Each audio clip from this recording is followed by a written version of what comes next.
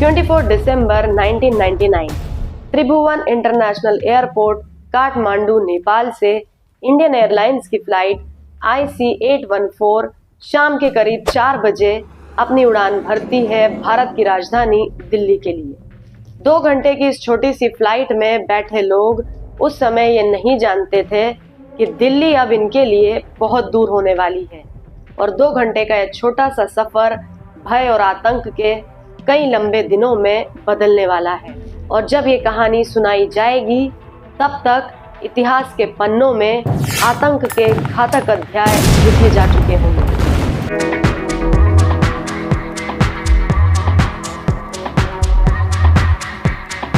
नमस्कार दोस्तों, मैं डॉक्टर नेहा गांधी अपने चैनल नेहाज इन्फो ड्राइव पर आप सभी का तहे दिल से स्वागत करती हूँ। तो आइए जानते हैं भारत के एविएशन हिस्ट्री की सबसे बड़ी और अब तक की आखिरी प्लेन हाईजैकिंग, कांधार हाईजैकिंग की कहानी विस्तार से। फ्लाइट IC814 की हाईजैकिंग से करीब 1 महीना पहले इस फ्लाइट की 5 टिकट्स खरीदी जाती हैं, 2 बिजनेस क्लास और 3 इकोनॉमी की। पाकिस्तान में बैठा India's one of the most wanted Dawood Ibrahim Kathmandu में अपने एक एसोसिएट को फोन लगाता है और 5 व्यक्तियों को काठमांडू एयरपोर्ट के सिक्योरिटी चेक से बिना कोई भी सवाल किए निकाले जाने का आदेश देता है। नेपाल की इंडियन इंटेलिजेंस इस मैसेज को इंटरसेप्ट कर लेती है और काठमांडू में posted senior raw officer Shashi Bhushan Tomar को ये मैसेज आगे पहुंचाती है। तोमर साहब इसे एक चकमा मानते हुए, मैलाशियस डिसेप्शन मानते हुए इग्नोर कर देते हैं और दिल्ली में बैठी रॉ लीडरशिप को इसे फॉरवर्ड ही नहीं करते हैं। Senior raw officer Shashi Bhushan Tomar, इस नाम को आप याद रखिएगा क्योंकि इसका रिलेवेंस वीडियो में आगे फिर से आएगा। तो इस तरह ये 5 लोग अपने बैग्स में गन लेकर हाईजैक की जाने वाली फ्लाइट का हिस्सा बन जाते हैं। फ्लाइट IC814 में कुल 190 लोग सवार थे, जिनमें से 179 पैसेंजर्स और 11 क्रू मेंबर्स शामिल थे। फ्लाइट टेक ऑफ होने के कुछ ही देर बाद रिफ्रेशमेंट्स सर्व होने लगते हैं and this was the Q.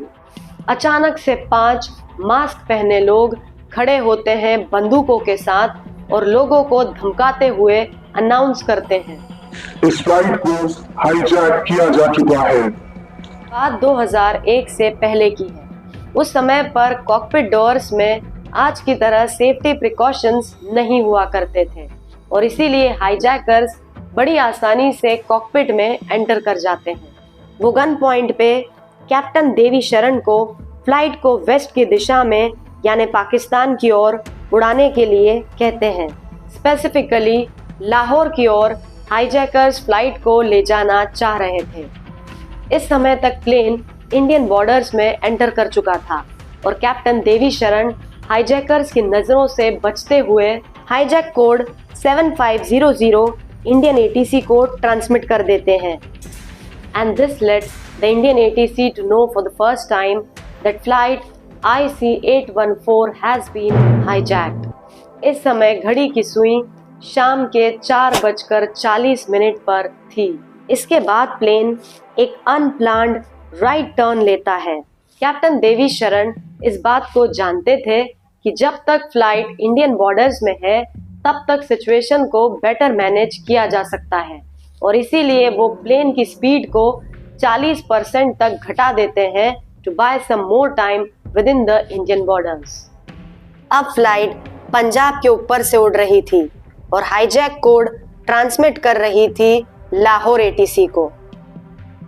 ये जानते हुए भी कि ये एक हाईजैक्ड फ्लाइट है, तब भी लाहौर ATC प्लेन को लैंड करने की परमिशन नहीं देता है। शाम 6:04 पर इंडियन ATC फ्लाइट IC814 से कांटेक्ट स्टैब्लिश करता है और यहाँ कैप्टन उनसे रिक्वेस्ट करते हैं कि वो लाहौर वालों से लैंडिंग की परमिशन लें क्योंकि फ्लाइट में फ्यूल खत्म होता जा रहा है और हाईजैकर्स पैसेंजर्स को मारने की धमकी दे रहे हैं अगर लैंडिंग लाहौर में नहीं हुई तो। 6:30 पर इंडियन हाई कमीशन पाकिस्तान से रिक्वेस्ट करता है लाहौर में लैंडिंग के लिए, लेकिन परमिशन अभी भी नहीं दी जाती है। इसी बीच कैप्टन देवी शरण हाईजैकर्स को कन्विंस कर लेते हैं, ये कहते हुए कि प्लेन में फ्यूल नहीं बचा है और इमीडिएटली प्लेन को अमृतसर में ही लैंड कराना होगा। 7:01 पर फ्लाइट अमृतसर के राजा सांसी एयरपोर्ट पर लैंड हो जाती है। ये भारत के लिए एक गोल्डन अपॉर्चुनिटी थी, क्योंकि यहाँ इंडियन गवर्नमेंट एंड अथॉरिटीज के पास एक अपर हैंड था इस हाईजैक को निष्फल करने का, इस क्राइसिस को बेटर रिजॉल्व करने का। लेकिन आगे जो होता है वो किसी हिस्टोरिक ब्लंडर से कम नहीं है। इस हाईजैकिंग को हैंडल करने के लिए एक क्राइसिस मैनेजमेंट टीम बनाई जाती है और इसे अपना पहला इंस्ट्रक्शन मिलता है दिल्ली से 6:40 पर, यानी फ्लाइट लैंड होने के कुछ ही देर पहले। टीम को कहा जाता है कि रिफ्यूलिंग को ज्यादा से ज्यादा डिले किया जाए ताकि कमांडोज को अमृतसर पहुंचने के लिए समय मिल सके।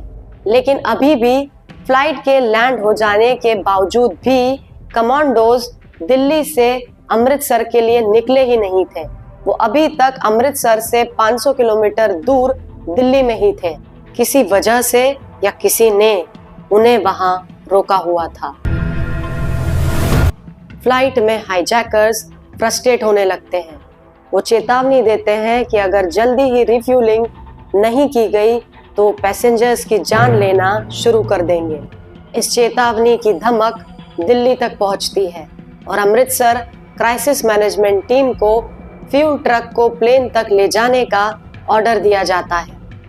एक अच्छा रेस्क्यू प्लान भी यहाँ बनाया जाता है, जिसमें पंजाब पुलिस के कुछ ऑफिसर्स को फ्यूल ट्रक में छुपाकर प्लेन तक पहुंचाने का तय किया जाता है।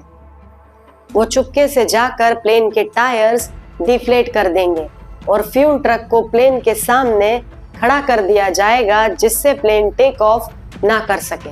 इस एक्शन प्लान के तहत एक फ्यूल ट्रक तेजी से प्लेन की ओर बढ़ने लगता है। फ्यूल ट्रक की इतनी हाई स्पीड को देखकर एटीसी को लगता है कि ये चीज हाईजैकर्स को सस्पिशियस कर देगी और इसलिए वो ट्रक के ड्राइवर को फ्यूल ट्रक को स्लो डाउन करने के इंस्ट्रक्शंस देते हैं। लेकिन ड्राइवर इसे मिस इंटरप्रेट करता है और ट्रक को एब्रप्टली प्लेन के ठीक सामने रोक देता है। ट्रक का ऐसा रैंडम स्टॉपेज हाईजैकर्स को ट्रिगर कर देता है और उन्हें लगता है कि इंडियंस कुछ तो प्लान कर रहे हैं फ्लाइट को अटैक करने का। इस हलचल में वो कैप्टन को प्लेन को टेक ऑफ करने के लिए प्रेशराइज करते हैं, लेकिन देवी शरण ऐसा करने से मना कर देते हैं। अपनी बात को मनवाने के लिए एक हाईजैकर बिजनेस क्लास कैबिन में बैठे 25 साल के रुपिन कत्याल, जो अपने हनीमून से घर लौट रहे थे, उन्हें चाकू मारकर गंभीर रूप से घायल कर देता है और दूसरा हाईजैकर कॉकपिट में कैप्टन को वार्न करता है कि 10 तक गिनती पूरी होने तक अगर फ्लाइट टेक ऑफ नहीं हुई तो वो और भी पैसेंजर्स को मारना शुरू कर देंगे। The captain was left with no choice. Captain Devi Sharan flight को टेक ऑफ कर लेते हैं, फ्यूल ट्रक से बाल बाल बचते हुए, और भारत अपने लोगों को बचाने का एक सुनहरा मौका खो देता है। ये होता है 7:49 PM पर और एग्जैक्टली इसी समय पर एनएसजी कमांडोज अमृतसर एयरपोर्ट पर पहुंचते हैं। प्लान पूरी तरह से फेल हो जाता है और एनएसजी कमांडोज को एक्शन का कोई भी मौका नहीं मिलता है और साथ ही प्लेन की रिफ्यूलिंग भी नहीं हो पाती है। टेक ऑफ से ठीक पहले कैप्टन देवी शरण एटीसी को मैसेज भेजते हैं, We are all dying. We are heading towards Lahore.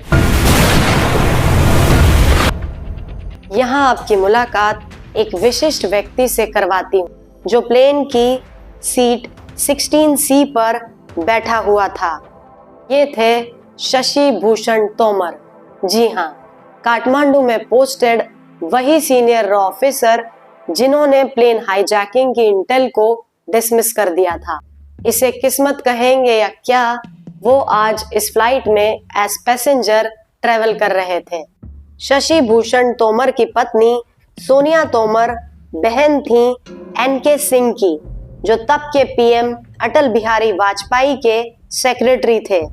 ऐसा कहा जाता है कि एनके सिंह ने अपने बहनोई की सेफ्टी इंश्योर करने के लिए फ्लाइट में कोई भी कमांडो एक्टिविटी होने ही नहीं दी, और जितना भी ये कम्युनिकेशन गैप था अथॉरिटीज के बीच या जो कुछ भी डिले हुआ था एनएसजी कमांडोज को अमृतसर एयरपोर्ट पहुंचने में, वो सब कुछ डेलिबरेटली किया गया था। बहरहाल फ्लाइट लाहौर की ओर आगे बढ़ती है। एक बार फिर से लाहौर एटीसी से लैंडिंग की परमिशन मांगी जाती है और वो फिर से इसके लिए डिनाई कर देते हैं। और तो और पाकिस्तान सारी airport lights and navigation aids को भी टर्न ऑफ कर देता है। केवल 5 मिनट की उड़ान के फ्यूल के साथ कैप्टन देवी शरण एक स्ट्रिप ऑफ लाइट नीचे की तरफ देखते हैं और उसे ही एयरपोर्ट अज्यूम करके फ्लाइट को लैंड कराने लगते हैं। जैसे ही वो करीब जाते हैं उन्हें कार्स, बाइक्स और लोग रोड पर दिखाई देते हैं और वो समझ जाते हैं कि फ्लाइट हाईवे पर क्रैश लैंड होने जा रही है। पाकिस्तान भी ये देखकर घबरा जाता है और फ्लाइट को लाहौर एयरपोर्ट पर लैंडिंग की परमिशन दे देता है। रनवे लाइट्स और नेविगेशन एड्स दोबारा से ऑन कर दी जाती है और 8:07 पर फ्लाइट लाहौर एयरपोर्ट पर लैंड हो जाती है। कैप्टन, बच्चों और इंजर्ड रुपिन कत्याल, जो कि उस समय पर जिंदगी और मौत के बीच लड़ रहे थे, उन्हें डिबोर्ड करने की रिक्वेस्ट करते हैं, लेकिन पाकिस्तान इसके लिए मना कर देता है। वो सिर्फ प्लेन की रिफ्यूलिंग करते हैं और 3 घंटों के बाद एक बार फिर फ्लाइट IC-814 रात के अंधेरों में आगे बढ़ जाती है। हाईजैकर्स फ्लाइट को काबुल, फिर ओमान और फिर दुबई में लैंड कराने की कोशिश करते हैं। इसी बीच घायल यात्री रुपिन कत्याल की मृत्यु हो जाती है। रात के करीब 3 बजे फ्लाइट दुबई की अल मिनाद एयरबेस पे लैंड करती है। दुबई अपनी जमीन पर किसी भी तरह के फॉरेन कमांडो ऑपरेशंस के लिए भारत को मना कर देता है, लेकिन कुछ नेगोशिएशंस हाईजैकर्स के साथ करके यहाँ करीब 26 पैसेंजर्स और रुपिन कत्याल के मृत शरीर को डिबोर्ड करने में कामयाब हो जाता है। ये कुछ पैसेंजर्स जो भारत लौट कर आते हैं वो बड़ी इंपॉर्टेंट इंफॉर्मेशन इंडियन अथॉरिटीज के साथ शेयर करते हैं। वो बताते हैं कि फ्लाइट में आदमियों और औरतों, बच्चों को अलग अलग सेक्शंस में रखा गया है, सभी की आंखों पर पट्टी बांधकर। फ्लाइट में 5 हाईजैकर्स थे और वो एक दूसरे को कोड नेम से बुलाते थे। इनका लीडर, जिसे चीफ कहकर बुलाया जा रहा था, और बाकी के 4 थे डॉक्टर, भोला, बर्गर और शंकर। ऑब्वियसली ये इनके फेक नेम्स थे, लेकिन इनके असली नाम हमें बाद में पता चलते हैं और वो थे इब्राहिम अख्तर, शाहिद अख्तर सईद, सनी अहमद काजी, जहूर मिस्त्री और Shakir. Most of the hijackers belong to Pakistan. Flight अब दुबई से आगे बढ़ते हुए दूसरे दिन यानी 25 दिसंबर सुबह की 8 बजे लैंड करती है कांधार, अफगानिस्तान में। 1999 में अफगानिस्तान में तालिबान का राज था और फ्लाइट के लैंड होते के साथ ही तालिबानी आर्म्ड फाइटर्स एंड टैंक्स इसे घेर लेते हैं। वो कहते हैं कि ये इसलिए किया गया है ताकि हाईजैकर्स को रोका जा सके और भी लोगों की जान लेने से, लेकिन भारत का मानना था कि हाईजैकर्स को एक्टिव सपोर्ट मिल रहा था तालिबानी से और पाकिस्तान की ISI से, और फ्लाइट का ये कवरेज हाईजैकर्स को एक सेफ एग्जिट देने के लिए किया गया था। प्लेन में बैठे लोग अब यहीं अगले 6 दिनों तक रहते हैं। फ्लाइट में खाने और पानी की कमी होने लगती है, टॉयलेट्स ओवरफ्लो हो जाते हैं और अंदर बैठे लोगों को कोई अंदाजा नहीं होता है कि अब आगे उनका फेट क्या होने वाला है। वो जीवित रहेंगे या यहीं मारे जाएंगे। 26 दिसंबर 1999, डे 3 ऑफ हाईजैकिंग। भारत में गवर्नमेंट पर प्रेशर बढ़ता जा रहा था। External affairs minister Jaswant Singh Delhi में हाईजैकिंग से रिलेटेड एक प्रेस कॉन्फ्रेंस कर रहे थे, जिसके दौरान पैसेंजर्स के रिलेटिव्स कॉन्फ्रेंस में घुस आते हैं। भारत सरकार को अपने परिजनों की रिहाई के बदले में आतंकवादियों की सभी मांगें पूरी करने के लिए कहते हैं, लेकिन भारत के पीएम अटल बिहारी वाजपेयी इस विचार के खिलाफ थे। 27 दिसंबर 1999, डे 4 ऑफ हाईजैकिंग। भारत की नेगोशिएशन टीम फाइनली कांधार पहुंचती है। इस टीम को लीड करते हैं विवेक काटजू, जो कि उस समय पर जॉइंट सेक्रेटरी थे ministry of home affairs government of India के अंतर्गत। होम मिनिस्ट्री के अजीत डोवाल भी इस टीम का हिस्सा थे। 2 दिन के रिगरस नेगोशिएशंस के बाद हाईजैकर्स की आउटरेजियस डिमांड्स को काफी हद तक नैरो डाउन कर दिया जाता है। 36 प्रिजनर्स की जगह केवल 3 मिलिटेंट्स की रिहाई के बदले में पैसेंजर्स को फ्री किया जाना तय होता है। मौलाना मसूद अजहर, फाउंडर ऑफ हरकतुल मुजाहिदीन, अहमद उमर सईद शेख, जिसे कश्मीर में फॉरेन नेशनल की किडनैपिंग के लिए अरेस्ट किया गया था, और Mushtaq Ahmad Zargar, chief commander of militant group Al Umar Mujahideen. ये वो 3 मिलिटेंट्स थे जिन्हें भारत के विभिन्न जेलों में से इकट्ठा कर दिल्ली लाया जाता है और फिर वहां external affairs minister Jaswant Singh के साथ फ्लाइट में बैठाकर कांधार ले जाया जाता है।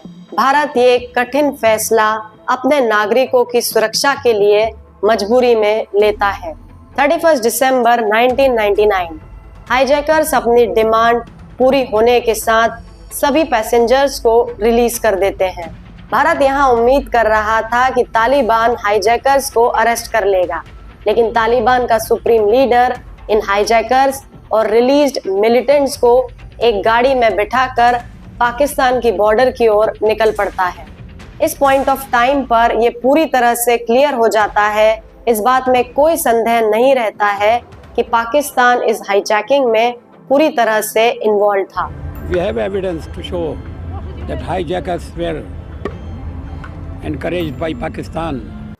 फ्रीड पैसेंजर्स भारत में अपने घर पहुंचते हैं और इस हॉरिफाइंग एपिसोड का एक सुखद अंत देश को मिलता है। कम्युनिकेशन चैनल्स में गैप, अमृतसर में हाईजैक्ड फ्लाइट में कोई रेस्क्यू ऑपरेशन प्लान न कर पाना और फिर 3 मिलिटेंट्स को रिहा करने का भारत सरकार का ये फैसला वाजपेयी गवर्नमेंट को तीखी आलोचना के सामने खड़ा कर देता है।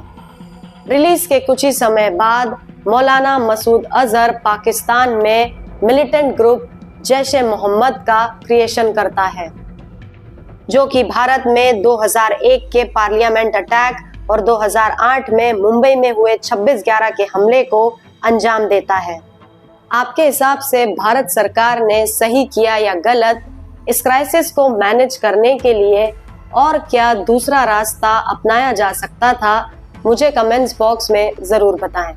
इस इंसिडेंट के बाद सेफ्टी मेजर्स को काफी इम्प्रूव किया गया, प्रोसेसेस को बहुत ज्यादा स्ट्रिक्ट कर दिया गया, जिससे आज किसी भी फ्लाइट को हाईजैक कर पाना एक्सट्रीमली डिफिकल्ट है। मैं उम्मीद करती हूँ कि भारत की सत्य में घटित हुई इस कहानी पर यह वीडियो आपको पसंद आया होगा। वीडियो को लाइक और शेयर करें, चैनल को भी सब्सक्राइब करें ताकि आपका सपोर्ट मुझे मिलता रहे। तो मिलती हूँ आपसे अगले वीडियो में, तब तक के लिए स्वस्थ रहें, मस्त रहें, अपनों का खूब ख्याल करें। जय हिंद, वंदे मातरम।